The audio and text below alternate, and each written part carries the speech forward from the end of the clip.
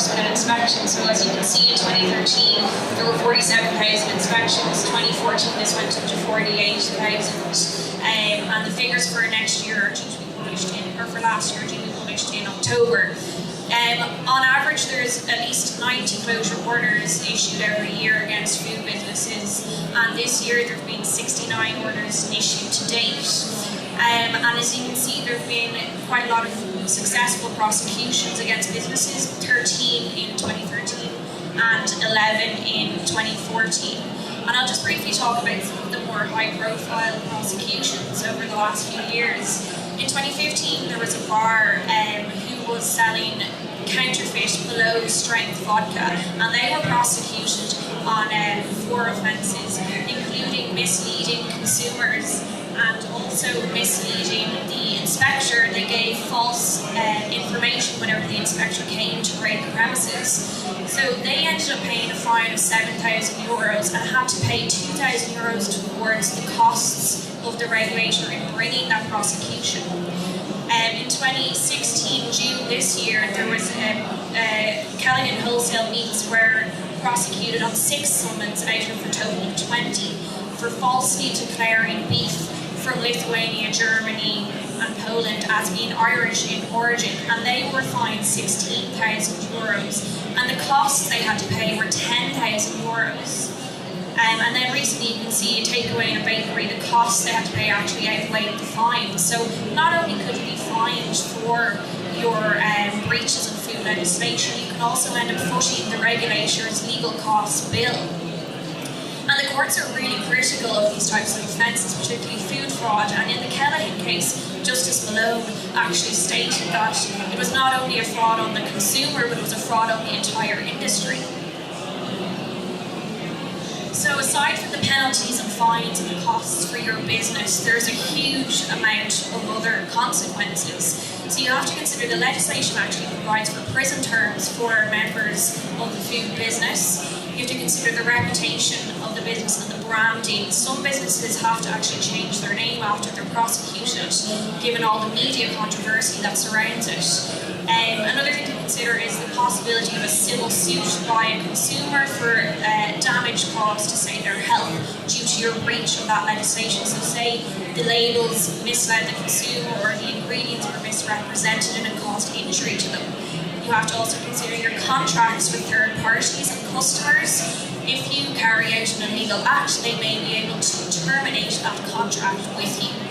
Also, just to make you aware of the regulators' other powers, they can issue enforcement orders, such as improvement notices and also prohibition orders, which result in the withdrawal of food from the market.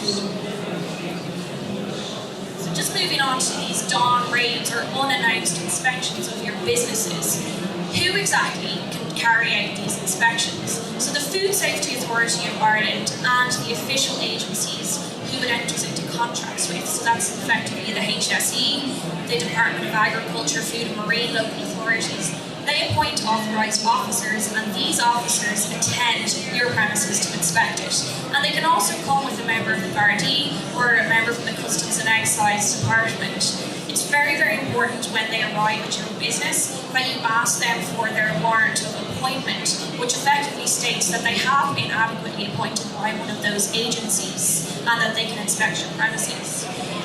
Why would they come to your premises to inspect it? Well, effectively they want to ensure you're complying with your obligations under the law. They might suspect that you're committing an offence. They want to ensure public safety. And then when do these raids occur? Well, any reasonable time. There's no definition of what a reasonable time is, and it will depend on these circumstances. So if there's an immediate risk to public health, any time is a reasonable time. It also depends on the operational hours of your business. Further, it's worth noting that if they enter the premises on foot of a warrant, the warrant should be in date for 1 month from when it was issued. So if it's after 1 month, the warrant may not be effective. And what exactly can they inspect? So under the 1998 Act, they have a very, very broad range, and it pretty much covers anything to do with the production of food, trade, business, marketing. So as you can see, they can inspect the premises, the processes, the staff, and skills and competencies occupancy, and food itself and the related equipment. Where can these inspections occur? Again, this is very broadly defined. Any premises means any building, vehicle, container, vessel, aircraft, temporary premises, and it also includes a private dwelling. The difference being with a private dwelling, they need a warrant or the consent of the owner or occupier. The exception to that would be if there's a risk where the evidence is being destroyed, they can enter without consent or warrant. And under Section 50 of the Act, the powers that the officer has are extremely extensive. So it's actually an offence to prevent an officer carrying out these powers, which can result in a fine or even a prison sentence. So they can enter the premises, search it, seize property. They can also take samples. They can even request information of anyone that they consider necessary regarding the activities of the business of the trade. They can even break into the premises using force with the assistance of the Gardaí. Then if you refuse them entry, they can head off and apply for a warrant in the court.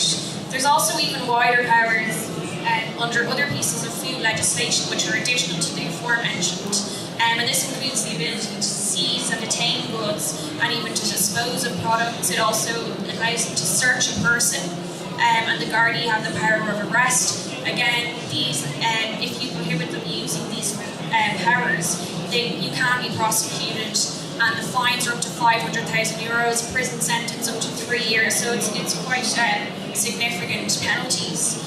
And then anything that isn't covered in the Act, the officer or the agency can apply to court to compel or prohibit a food business carrying out a certain activity. So just to touch upon your right against self-incrimination when these inspections occur. So are you actually obliged to answer the questions posed by the officer? And in short, the answer is yes. It's an offence not to give the officer the information which they reasonably require. But it's vital that when answering a question, you ask the officer, am I being legally compelled to give this information, or is it a voluntary request? If he's voluntarily asking the information, don't give it without talking to a solicitor firstly. If you're legally obliged to answer the question, stipulate that you're providing the answers to the questions only because you've been compelled to do so.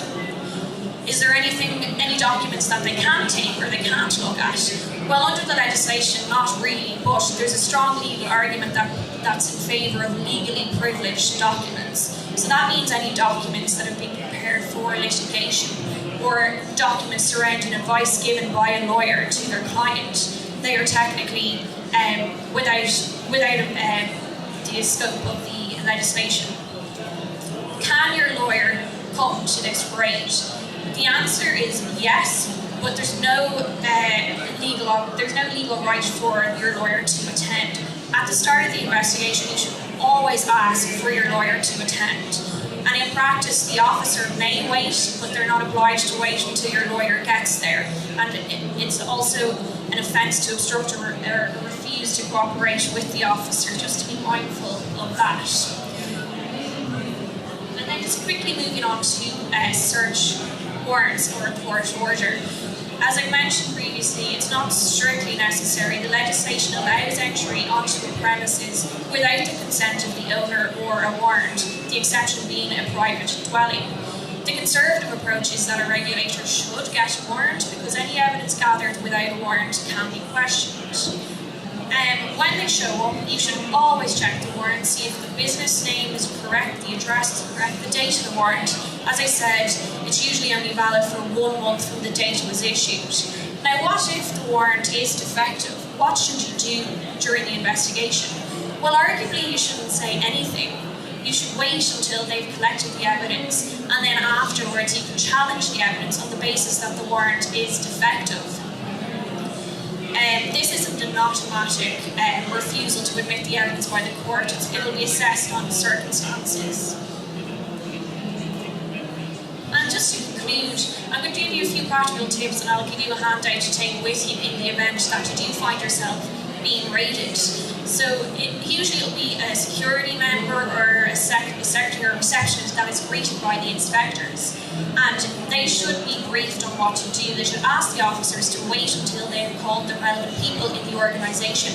You should have somebody designated before this to deal with these raids and wait until they come. Then you should bring your solicitor, preferably an local body, and then immediately attend on the officers. Inspect the warrant, take a copy, inspect their IDs and authorisations, take copies.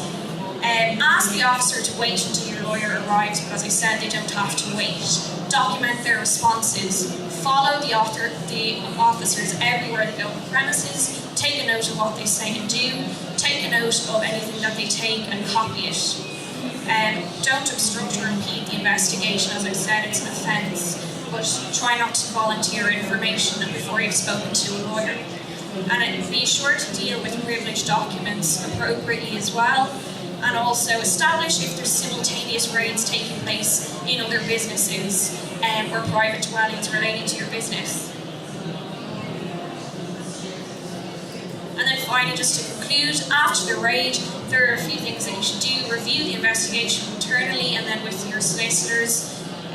You should then debrief employees, notify the officers of any inaccurate information that may have been given, follow up on the privileged documents that may have been taken, and then do not issue a press statement. Remind everyone of their confidentiality in the organisation. Unless it is in the media, you may have to issue a statement to deal with it. So thank you very much for listening.